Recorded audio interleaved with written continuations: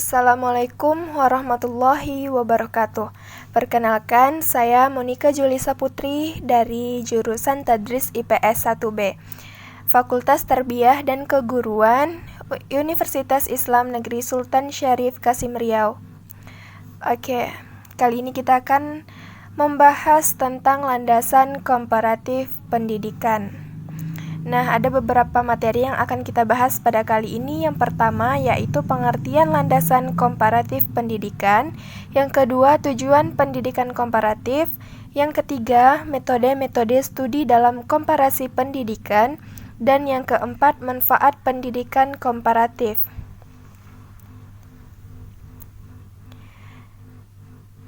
Nah, kehadiran ilmu ini diawali oleh adanya keprihatinan sebagian masyarakat dunia tentang berlarut-larutnya pola hubungan antar bangsa yang diwarnai rasa kecurigaan dan permusuhan satu sama lain serta rendahnya pengetahuan masing-masing bangsa terhadap kehidupan bangsa lain.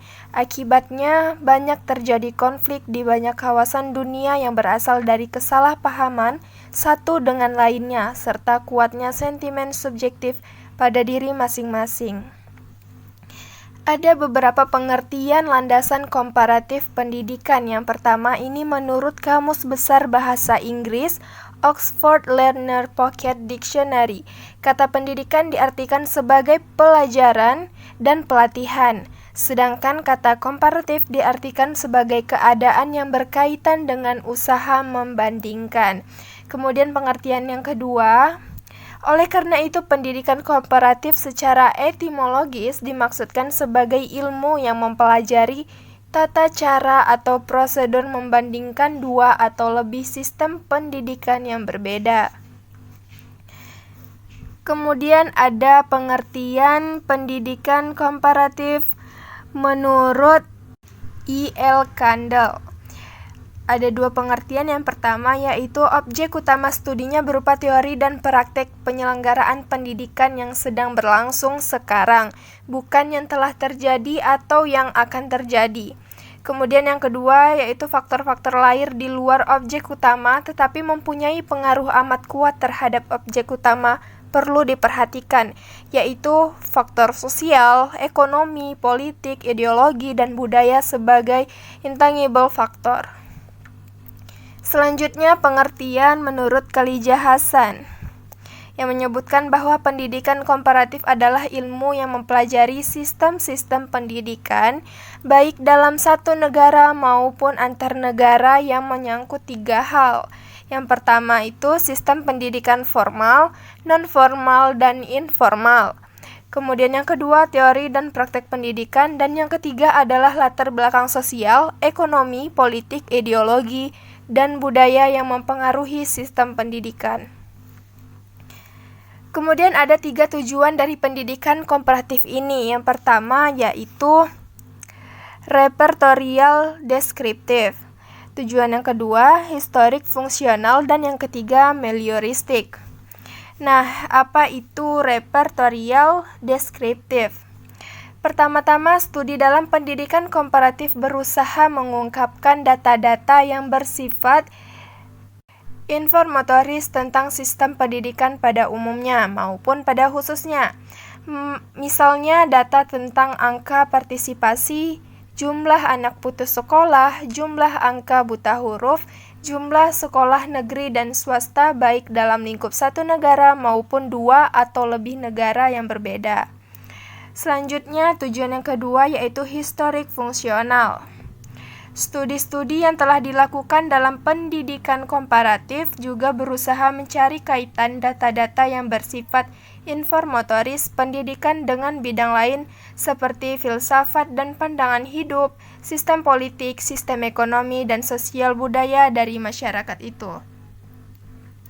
Selanjutnya, tujuan yang ketiga yaitu melioristik. Tujuan pendidikan komparatif yang terakhir adalah dalam rangka mengembangkan pendidikan di dalam negeri sendiri. Setelah mengetahui persamaan dan perbedaan keadaan pendidikan antar negara, termasuk dengan negaranya sendiri, maka dapat diambil manfaat dari kebaikan-kebaikan negara lain tersebut, yaitu kebaikan-kebaikan itu sebisa mungkin dapat diterapkan di negara sendiri dengan beberapa penyesuaian kritis. Oke, ada beberapa metode-metode studi dalam komparasi pendidikan. Jadi yang akan kita bahas kali ini ada 6 metode studi dalam komparasi pendidikan. Yang pertama yaitu metode historis. Metode ini digunakan untuk menemukan fakta-fakta pendidikan yang sudah lampau dalam rangka mencari keterkaitan dengan kondisi pendidikan sekarang.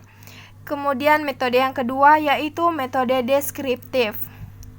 Metode deskriptif dilakukan dengan cara menggambarkan dan menguraikan apa adanya yang terjadi pada objek yang diteliti secara mendetail.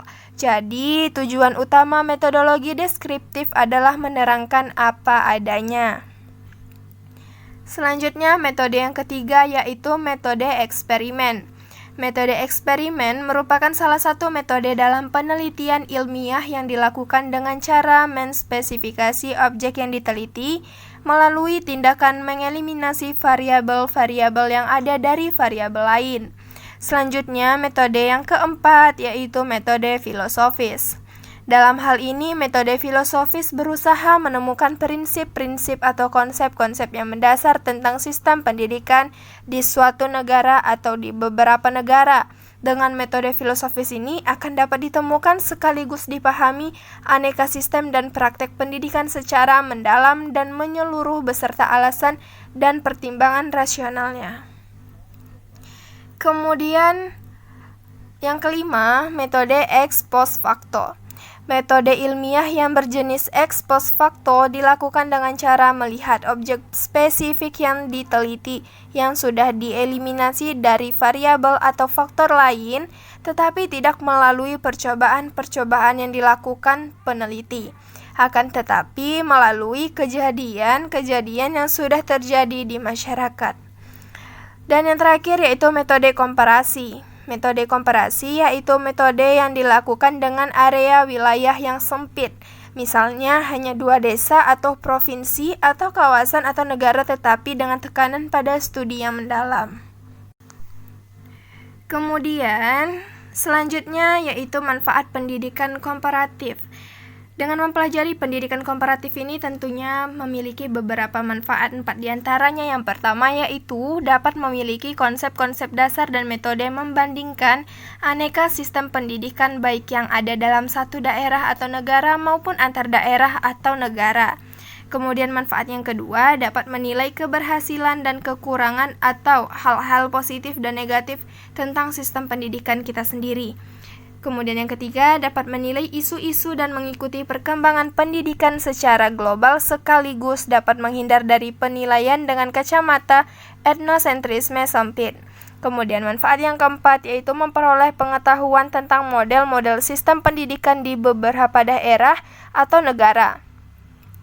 Keberagaman model dan macam sistem pendidikan di beberapa daerah dalam lingkup negara maupun beberapa negara dalam lingkup dunia antara lain dipengaruhi oleh latar belakang daerah atau negara tersebut. Nah, jadi itu tadi pembahasan mengenai landasan komparatif pendidikan. Mungkin cukup sekian yang bisa saya sampaikan. Semoga aja bermanfaat buat kita semua dan terima kasih buat yang sudah menonton video ini. Saya akhiri. Wassalamualaikum warahmatullahi wabarakatuh.